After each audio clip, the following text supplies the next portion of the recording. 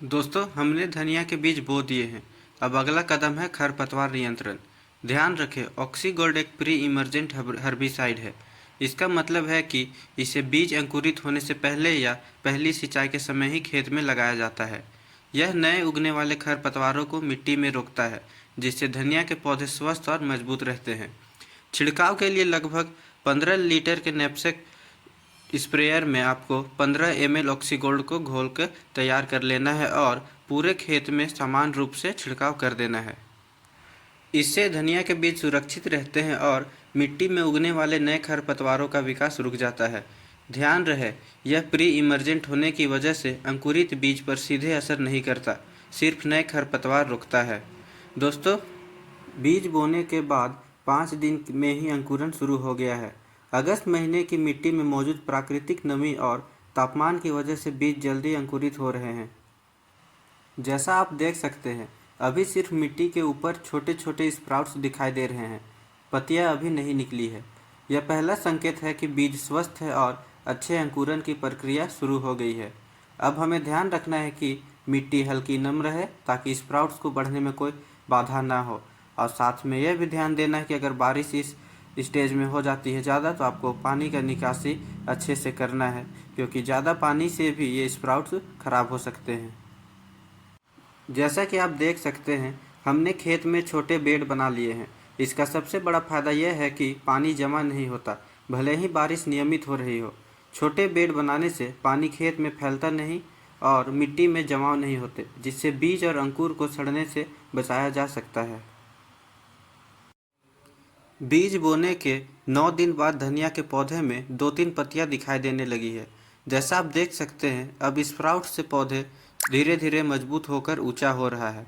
इस स्टेज में पौधों की जड़ें और पत्तियां दोनों सक्रिय रूप से बढ़ रही है, इसीलिए इससे अच्छी देखभाल की ज़रूरत है। अब हमें ध्यान देना है कि मिट्टी हल्की नम रहे, लेकिन पानी जमा न हो, ताकि पौधे स्वस्थ रहे। दोस्तों, बीज बोने के लगभग 9-10 दिन के बाद पूरा खेत अब हल्का हरा नज़र आने लगा है, क्योंकि इस समय में पौधे की जड़ें मजबूत हो रही है और पत्तियों के माध्यम से पौधा सूर्य की रोशनी से ऊर्जा प्राप्त कर रहा है और अपना ग्रोथ बढ़ा रहा है। दोस्तों, बीज बोने के 17-18 दिन बाद धनिया के पौधे अब 4-5 पत्तियों के स्टेज में पहुंच गए हैं। जैसा आप देख सकते हैं, पत्तियां अब बड़ी और चौड़ी हो रही है, जिससे पौधे की फोटोसिंथेसिस क्षमता बढ़ रही है। इस स्टेज में पौधे अब मजबूत और विकसित हो रहे हैं और पूरे खेत में हरी भरी सुंदरता दिखाई दे रही है।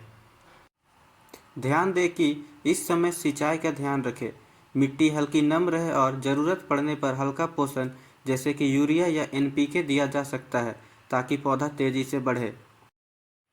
बीज बोने के 17-18 दिन के बाद जब पौधा में 4-5 पत्तियां का ग्रोथ हो जाए, तो आपको इसमें यूरिया देना है।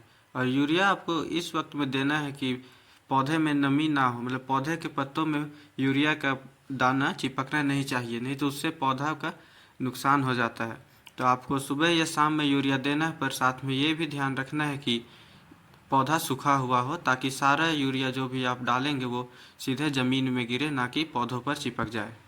और आपको इस तरह से डेंसिटी रखना है यूरिया का कि सभी पौधों में समान मात्रा से यूरिया जा सके। धनिया की खेती में आप अगर कुछ भी स्प्रे करते हैं या कोई भी बीज वाला खाद डालते हो, तो आपको बहुत सावधानी बरतना पड़ता है। यूरिया एप्लीकेशन के समय आपको ये ध्यान देना है कि अगर किसी बेड में अगर ज़्यादा डेंसिटी है प्लांट का, तो वहाँ थोड़ा सा ज़्यादा आपको यूरिया डालना है। और अगर किसी एरिया में प्लांट डेंसिटी कम है, अगर जर्मिनेशन कम हुआ या किसी भी कारण से, तो आपको वहाँ यूरिया थोड़ा कम डालना है। और साथ में आपको थोड़ा सा फोर्सफुली इसको डालना है, ताकि पौधों पे चिपके ना और सीधे ज़मीन पे जाके जम जाए। और आपको कोशिश करना है कि यूरिया आप सुबह सुबह डालें, ताकि दिन भर में जो धूप हो उससे अगर 1-2 पत्तों पे अगर यूरिया चिपक भी जाए, तो वो सूख के गिर जाए और एब्जॉर्प्शन भी यूरिया का मिट्टी में अच्छे से हो जाए। और साथ में आपको यूरिया का क्वांटिटी का भी खास ध्यान रखना है, क्योंकि ज़्यादा होने पे ये पौधों को नुकसान पहुंचा सकता है। 1 एकड़ में लगभग 20 केजी पर्याप्त होता है किसी भी धनिया की खेती में। अगर इन बातों का आप ध्यान रखते हैं, तो आपका यूरिया बहुत अच्छे से काम करेगा। जब पौधे 21 दिन के हो जाते हैं और मौसम ठीक रहे तो आपको साफ और बुलेट का एप्लीकेशन करना है अपने खेतों में। साफ एक फंगिसाइड होता है जो कि पौधों में फंगस लगने से बचाता है, और बुलेट पौधों को पोषण प्रदान करते हैं जिससे पौधे मजबूत, हरे और स्वस्थ बनते हैं। इसका सबसे बड़ा फायदा ये है कि पौधों में पत्तियों का रंग गहरा हरा होता है और पौधा जल्दी बढ़ता है।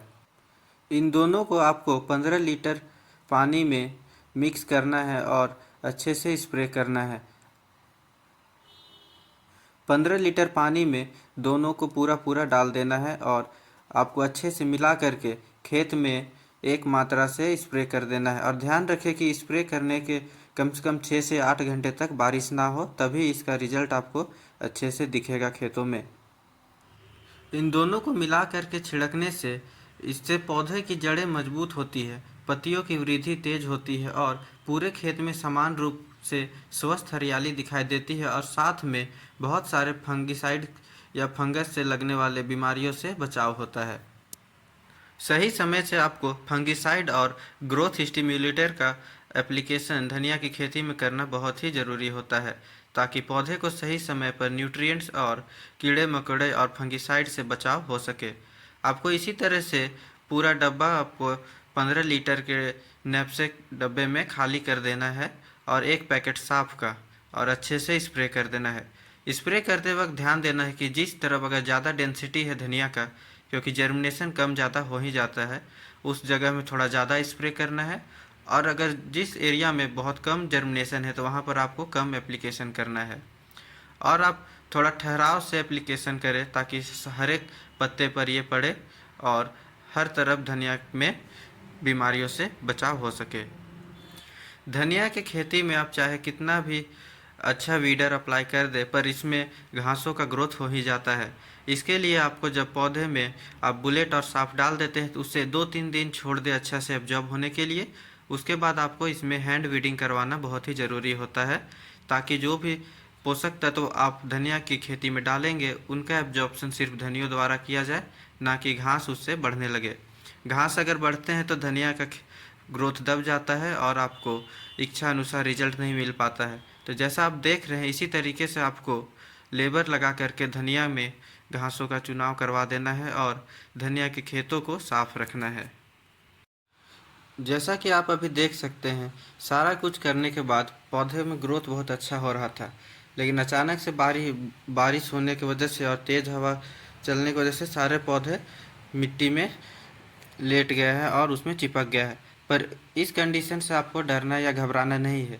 इससे धनिया का रूट डेवलपमेंट होता है। अगर 1-2 दिन में ही अच्छा से धूप हो जाए तो पौधे अगर ऐसे लेटे रहते हैं तो रूट सिस्टम अच्छा होता है और पौधे स्वस्थ हो जाएंगे जैसे ही धूप होगा। जैसा कि आप अभी देख सकते हैं, सिर्फ 25 दिनों में ही खेत में पूरा हरियाली हो गया और धनिया का ग्रोथ बहुत ही अच्छा है। पर इस स्टेज में क्योंकि हम लोगों ने 32 दिनों में हार्वेस्ट कर लिया है, तो लगभग 26-27 दिन के बाद पौधा में आपको बिजली और साफ चलाना है। बिजली एक ग्रोथ स्टिमुलेटर है जो कि पौधों में गाढ़ापन लाता है और रंग अच्छा करता है। साफ एक फंगिसाइड है। साथ में अगर आपके पास स्टिकर हो तो अच्छा है, और स्टिकर ना हो तो आप किसी भी शैम्पू को मिला करके डाल सकते हैं।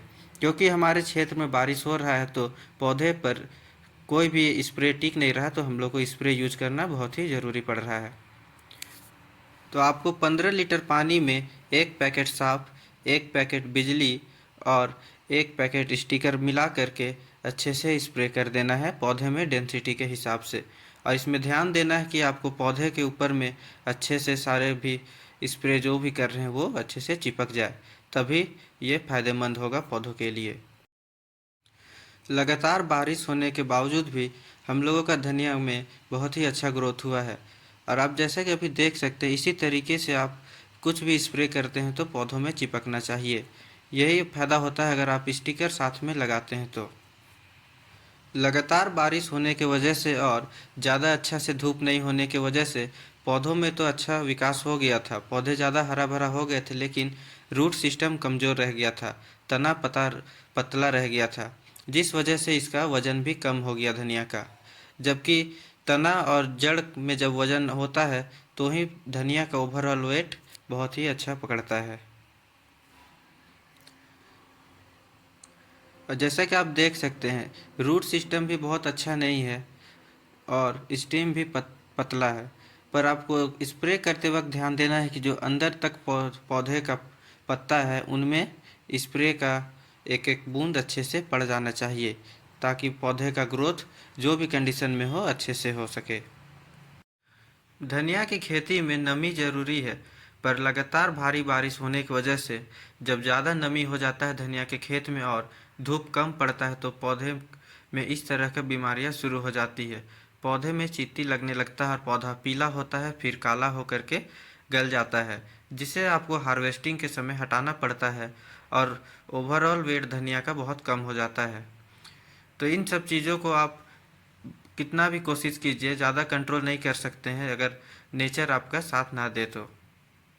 और धनिया का हार्वेस्टिंग से 2-3 दिन पहले आपको अच्छे से ऑब्जर्वेशन करना है खेतों में कि पौधे का अच्छे से ग्रोथ हुआ है या नहीं, या अच्छा दिख रहा है या नहीं। उसी हिसाब से आपको और भी कुछ चीज़ों का एप्लीकेशन करना होगा, स्पेशली नाइट्रोजन का। कहीं कहीं पौधा हम लोग का पीला दिख रहा था, वहाँ पर नाइट्रोजन का कमी हो गया था या फिर ज़्यादा पानी हो गया था। इसी वजह से हम लोग हार्वेस्टिंग से कुछ दिन पहले, 1-2 दिन पहले फिर से दोबारा यूरिया का एप्लीकेशन किए, बहुत ही कम मात्रा में। लास्ट में आप यूरिया अगर डालते हैं तो आपको ध्यान देना है कि आधे से भी कम क्वांटिटी यूज करना है जो आप पहली बार में यूज किए थे।